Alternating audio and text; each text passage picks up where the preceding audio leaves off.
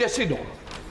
Thank you very much, Mr. Speaker. It is great to see that Christmas has come to the Palace of Westminster. I hope you enjoyed the Christmas fair yesterday and loaded up on Frank's luxury biscuits from Herefordshire just as heavily as I did. And just in time for Small Business Saturday as well. Mr. Speaker, I understand the Prime Minister will be delivering a speech later today setting out his plan for change. I must say I'm delighted to hear this, I'm sure we all are, that the government is at last adopting a plan and that it is trying to change. Because, as we have so often noted at Business Questions, the government's first 5 months have been a festival. No, a carnival, a supermarket sweep, fill your boots, all-you-can-eat blunderfest of delay and incompetence. Mr. Speaker, you more than any member of this House will be aware that the effective functioning of Parliament rests on its ability to hold ministers to account. That has been true since its origins in the 13th century and arguably even before that. And as you will know, this practice of seeking reasons and explanations for official actions, whether they be the passage of bills or the raising of taxation, is not some useful add-on or afterthought. It is absolutely foundational to the whole idea of Parliament as a deliberative assembly.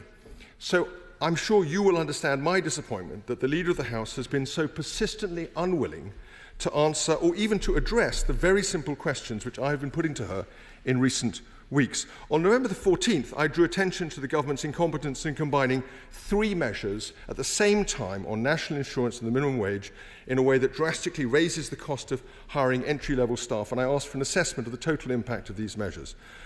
I'm afraid that the Leader's response was to blame the previous government and talk about employers who will pay no additional national insurance, a completely different group and quite irrelevant to the question asked.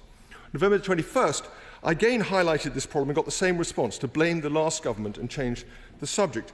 But I also extended my concern about government incompetence to include its decision to bring forward the clean energy commitment from 2035 to 2030 and highlighted a vast array of public and official worries about whether this was either achievable or financially viable. In response, I'm sorry to say, again, the Leader did not engage with either of these questions. Instead, she accused me of political opportunism. And last week, we saw the same thing once more. For the 3rd time, I raised the question of Labour's triple whammy in combining changes to national insurance rates and thresholds with changes to the minimum wage.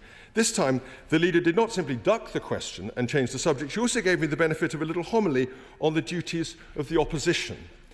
And it is true that the duties of the opposition are a topic on which, unlike the duties of government, she has built up considerable expertise over more than a decade.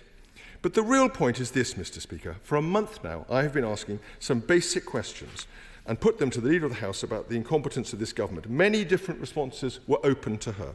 She could have said, well, I agree with you. Or she could have said, I don't know, I will look into it, I will reply to you, I will ask a ministerial colleague to investigate and respond, I will come back to the House with a proper account. But on no occasion has she bothered to give any kind of proper answer at all.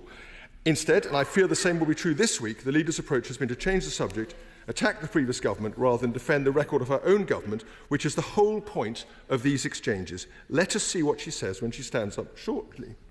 If the government had made a decent start, of course, she might want to talk about that.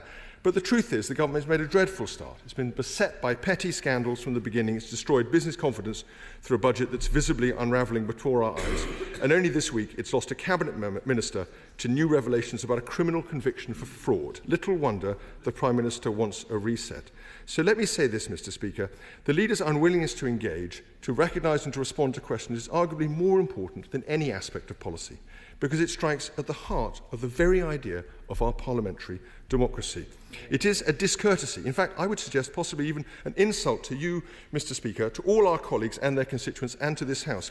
It's made worse because the Leader is responsible for parliamentary business and procedure and should, one might think, set an example of openness. And it's worse still for 2 further reasons, because she herself has so often called for transparency from ministers, and because a failure to be accountable is itself a breach of the rules of this House, of the Nolan Principles and of the Ministerial Code of Conduct. That's quite a combination. So let me say this. Let me ask the Right Honourable Lady now whether she plans to continue as she has been doing, or whether she will change this unfortunate habit and start to engage with the serious questions I have been asking. Leader of the House.